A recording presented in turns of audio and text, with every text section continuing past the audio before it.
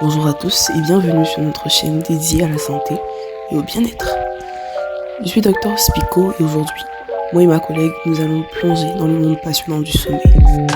Et moi, c'est Dr Chichou. Nous avons rassemblé des informations intéressantes pour vous aider à comprendre l'importance du sommeil et à améliorer la qualité de vos nuits.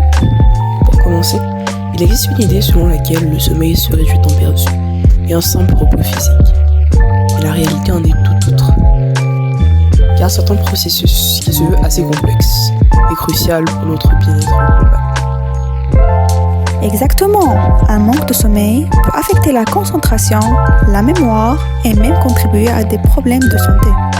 Allons donc voir la définition du sommeil.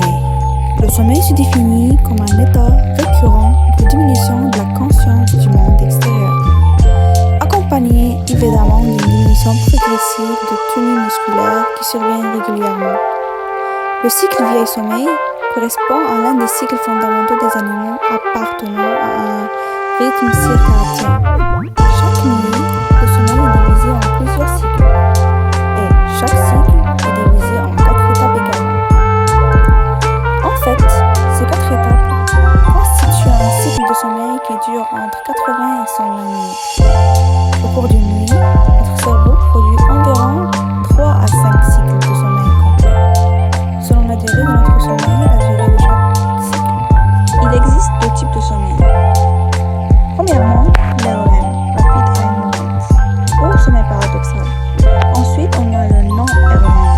Le sommeil non-REM, c'est non-Rapid Eye Movement, ou autrement dit, sommeil lent. Parlons des stades du sommeil, commençons par le sommeil léger.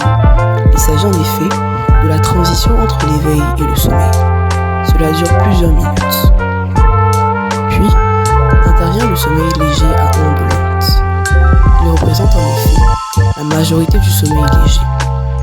À cet instant, les fonctions corporelles commencent à ralentir et les mouvements oculaires sont restreints.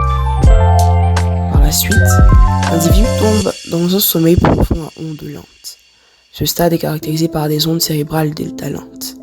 C'est la phase du sommeil profond où le corps récupère le plus et où il est difficile de se réveiller. Finalement, intervient le sommeil paradoxal. Ce stade est caractérisé par des mouvements oculaires rapides, une activité cérébrale intense et des rêves fréquents. Malgré la paralysie temporaire du corps, les rêves les plus vifs et les plus mémorables se produisent pendant le sommeil paradoxal. Le pourcentage de chaque phase varie bel et bien de chaque individu. Cependant, on trouve généralement la phase 1 qui est 5% du notre sommeil, la phase 2 qui est 50%, la phase 3 qui est 25%, ainsi que la phase 4 qui est 20%. L'horloge biologique interne se définit comme l'ensemble des mécanismes biochimiques et physiologiques, générant et régulant les rythmes biologiques internes. Chez l'homme, l'horloge biologique est représentée par le noyau suprachiasmatique.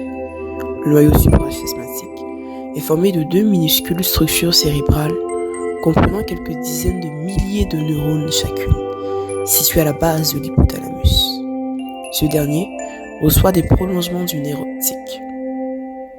La lumière convertie en signal électrique par les photorécepteurs de la rétine passe par les noyaux suprachiasmatiques qui l'enverront à l'épiphyse, aussi appelée glande pinéale, qui à son tour transformera le signal nerveux en signal hormonal en induisant la production de mélatonine.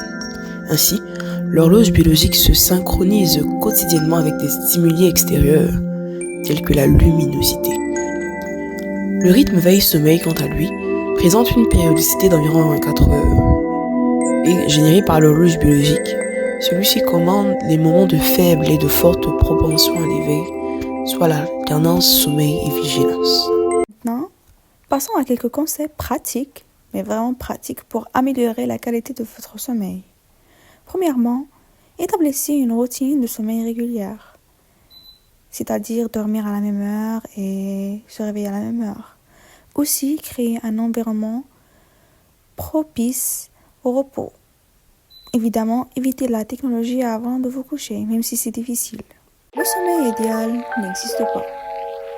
Par-delà le fait même que l'humain se doit dormir tous les jours, Nous devons garder à l'esprit que le sommeil s'ajuste en fonction de nos besoins personnels de sommeil, soit les caractéristiques individuelles que sont la durée qui définit les petits, moyens et gros dormeurs, ainsi que l'horaire qui oscille entre type martial et type noctambule.